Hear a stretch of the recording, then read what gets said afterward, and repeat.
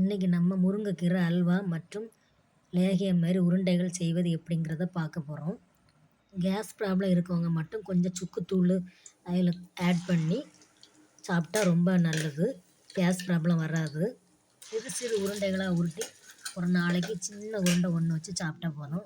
நம்ம இப்போ செய்கிறது ஒரு வாரத்துக்கு கெட்டு போகாது. வாங்க இப்போ வீடியோக்குள்ளே போகலாம்.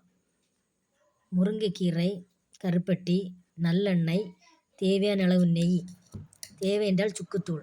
நம்ம முருங்கைக்கீரையை நல்லா நைஸாக அரைச்சி எடுத்துக்கிடணும். இப்படி ரொம்ப நைஸாக அரைச்சி எடுத்துக்கிடணும். அப்போ தான் நம்ம வதக்கும் போது நல்லா வதங்கி சூப்பராக வரும்.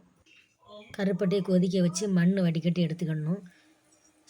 கட்டியான இரும்பு சட்டி நம்ம எடுத்துக்கணும். ஏன்னா நல்லா வதக்கும் போது அடி பிடிக்கும். எண்ணெயை ஊற்றி அது சூடான உடனே நம்ம அரைச்சி வச்ச முருங்கைக்கீரை விழுதை அதில் போடணும். நல்லெண்ணெய் சேர்த்த முருங்கைக்கீரை விழுதை நல்லா வதக்கணும்.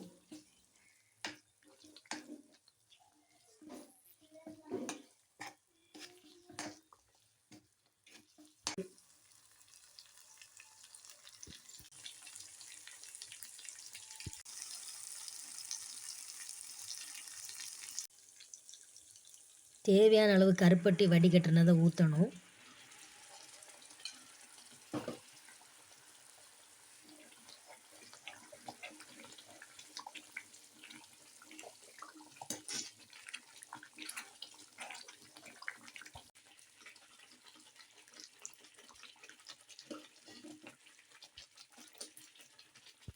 நல்லா கிளறிக்கிட்டே இருக்கணும். அந்த எண்ணெய் தெளிய வருகிறது வரைக்கும் நல்லா கிளறணும்.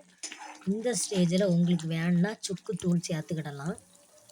இவருங்க எண்ணெய் பிரிஞ்சு அழகாக வந்துடுது.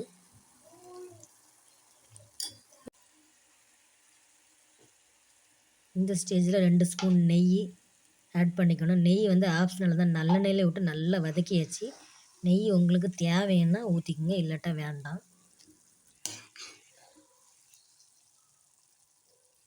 இது ஒரு வாரம் வரை கெட்டு போகாது. நம்ம இதேமாரி முருங்கைக்கீரையை நல்லா நிழல்ல உலர்த்தி பொடி செய்து அதே சுக்குத்தூள், நெய், கருப்பட்டி கூட வச்சு நம்ம குழச்சி சாப்பிட்லாம். இது பச்சை இலையை நம்ம அரைச்சி செய்திருக்கிறோம்.